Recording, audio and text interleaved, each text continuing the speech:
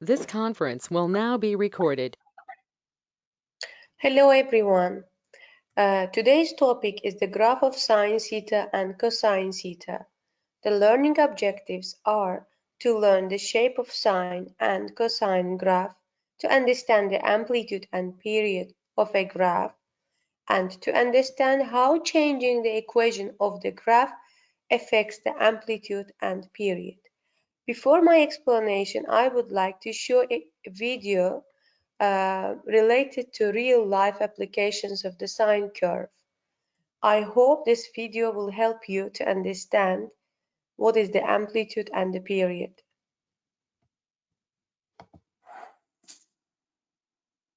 Every sound in the world is the result of waves of vibrating particles reaching our ears.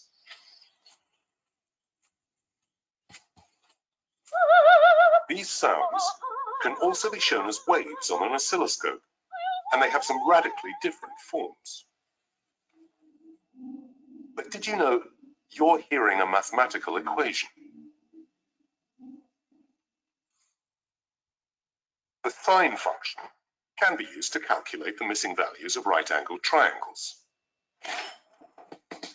But the sine function can also produce a sound. When this equation is plotted on a graph, it gives the following waveform.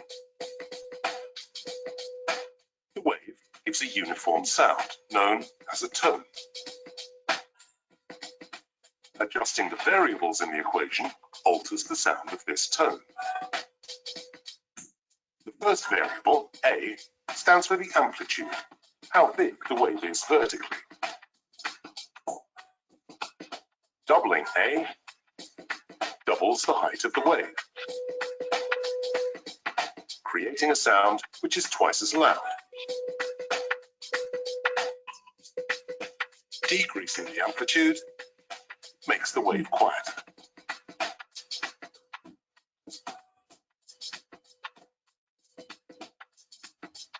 The variable F stands for the frequency, how many cycles of the wave reach our ear every second.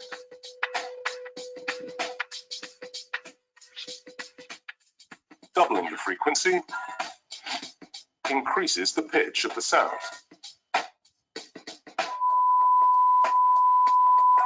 Because more waves reach our ears each second.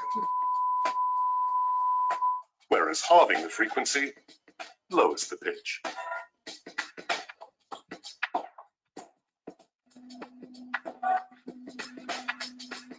Any sound which has a constant repeating pattern can be expressed through a sound wave and equation. And although these can be very complex, their volume and pitch can still be simply manipulated by altering the variables of amplitude and frequency.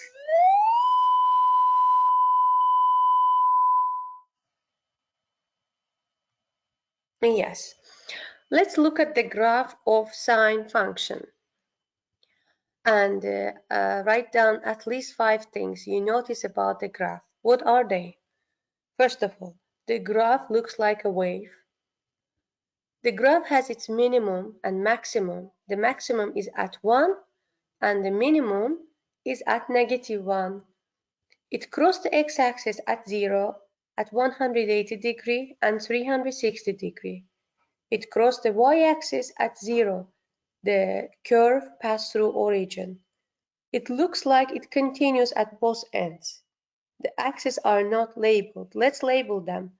The vertical axis is y and the horizontal axis is theta, which defines the angle. What are the definitions of amplitude and period? The amplitude of a graph is the maximum height of the curve. The period of a graph is the distance over which the curve repeats itself. See, we have y is equal to sine theta curve. The maximum height of the curve is 1, and the curve repeats itself in every 360 degree. After 360 degree, the curve repeats. We will add amplitude is 1 and the period is 360 degree to our graph. Okay, now the second, y is equal to cosine theta function. The curve cosine, again, looks like a wave. Again, the curve has the maximum is at 1, its minimum is at -1, amplitude is 1, it crossed the x-axis at 90 degree and at 270 degree, and it crossed the y-axis is at 1. It looks like it continues at both ends. Period is 360 degree. Okay, here we have two graphs, y is equal to sine theta and y is equal to cosine theta together. They are almost similar. What is their difference? We can get sine from cosine and cosine graph from sine using transformation of the functions, like shifting the curves to the right and to the left 90 degree, you will get from sine cosine and from cosine sine curve. Now let's try 3 examples and find their corresponding amplitudes and periods to identify how it works. Y is equal to 3 sine theta. As you see, sine theta has a coefficient of 3 in front of the sine. So the sine theta function, the range of sine theta function is from -1 up to 1, both are inclusive. Multiplying by 3, you will get from -3 up to 3, both are inclusive. So the amplitude of the curve is 3. And the period has not changed. It is 360 degree as sine theta. Sine 2 theta. Now sine 2 theta has a coefficient of 1, which means amplitude is 1. But sine 2 theta, substituting theta with 180 degree, you will get 360. So 180 degree is the period of the sine 2 theta graph. In every 180 degree, sine 2 theta function completes its full turn and then it repeats again. That means in 360 degree, we have 2 complete turns. Y is equal to 4 sine 3 theta.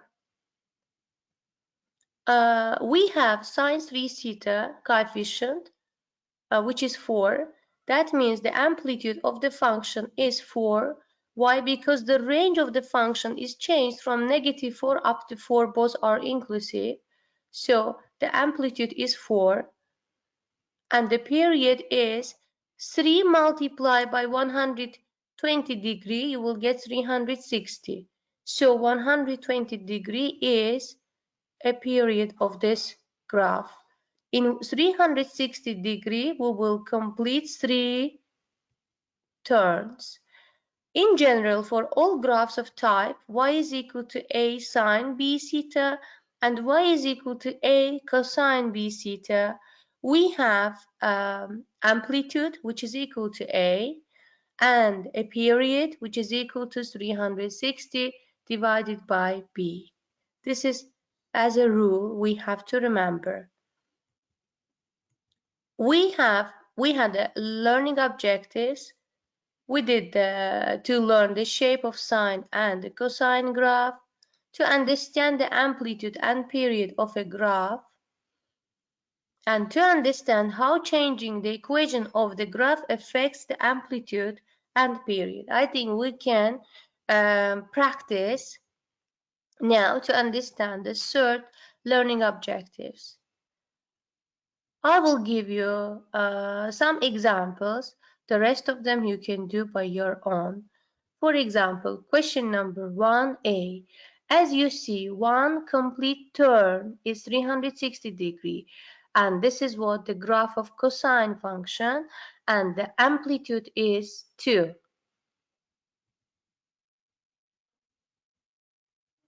Yeah. And the period is 360 degree. Y is equal to sine 6 theta. Amplitude of this curve is 1. And the period of this curve is 360 divided by 6, which is what? 60 degree. In C, y is equal to 1 over 2 cosine 4 theta. Amplitude of this graph is 1 over 2, and the period of this graph is 360 divided by 4, which gives you 90. I hope you can do the rest of the questions.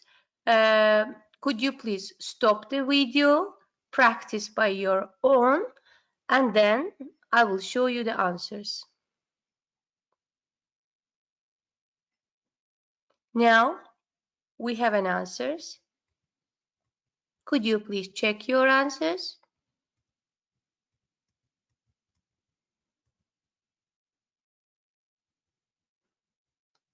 And some exam questions. Thank you very much. See you soon.